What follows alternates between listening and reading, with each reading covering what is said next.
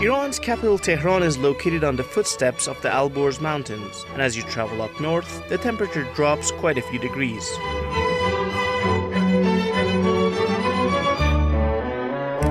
Northern Tehran enjoys taller trees, cooler weather, and it was a favorite spot for Iran's kings. This is Niavaran. This region is located in the northeast and is now packed with Tehranis. But it's kept its history alive. In the north of the Niavaran Park is its historical complex that I'm traveling to this time.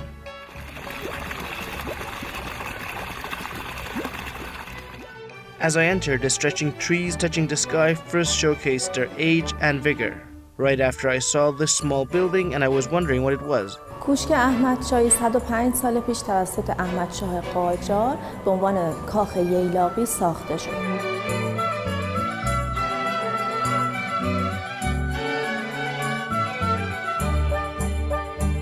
Ahmad Shah was the last king in the Qajar Dynasty that was crowned at the age of 12.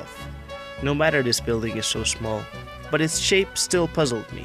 عمارت کوشک به ساختمان‌هایی میگن که دو طبقه بنا داره، وسط باغ ایرانی ساخته میشه و طبقه دوم اون بنا دور تا دور ایوون داره. یعنی توی هر زاویه از ایوون که شما بایستین بهترین نوع دید رو توی اون باغ داره. The view from the terrace was outstanding, and the building itself was unique in its kind. Being a summer house, it all made more sense. One of the outstanding features of this building is its bricks that each have their own particular design, creating an impeccable facade. In this building, I also saw pictures of the son of Iran's last king, Reza Pahlavi. He had lived here as his last residence in Iran. Overlooking from the terrace was a white palace. کاخ اختصاصی نیاوران با مساحتی در حدود 9000 متر مربع در ضلع شمال شرقی کاخ نیاوران باغ نیاوران ساخته شده. این کاخ تاریخ ساختش برمیگرده به سال 1337 در دوره پهلوی دوم.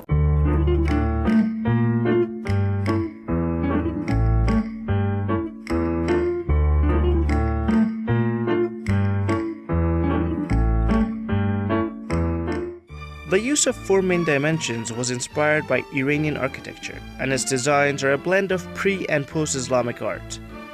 Other than that, all around the palace was filled with works of art.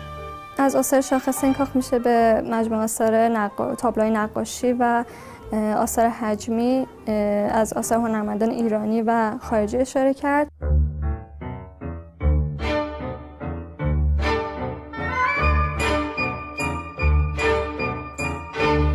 At first, this palace was intended for celebrations and ceremonies, yet it was later changed to accommodate for the second king of the Pahlavis and his family, Mohammad Reza Shah. This is the place of residence of the last king of Iran, and after this, the monarchy was abolished and the Islamic Republic came into power after revolution. After being closed for a couple of years, the residence was then restored and renovated for 6 years, and it has been open to public ever since.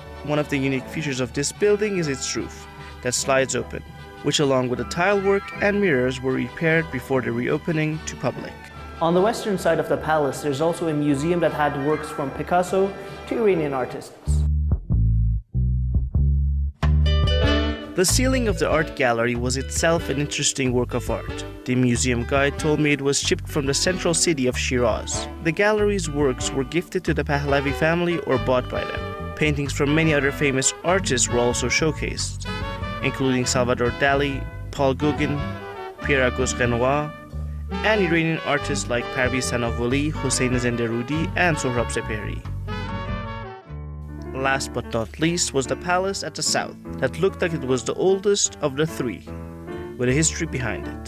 In the front yard of this building, Iran's first constitution was drafted and it was signed inside. This led the way to forming Iran's first parliament more than 100 years ago.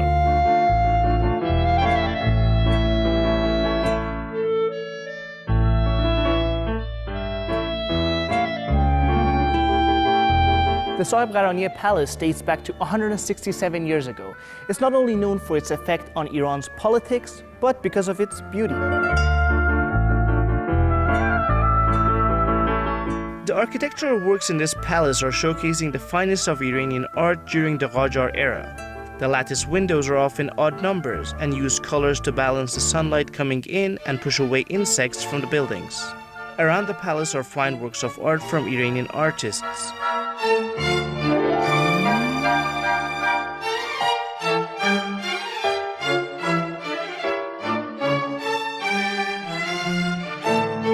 This building is an architectural beauty because of its plaster and mirror works, but underneath it there's a small pond which keeps it cool for resting. This area was also used for feasts and royal dinners. Seeing all this in these homes and going back home is hard, but that's life. Pedram Khadadi for Iran.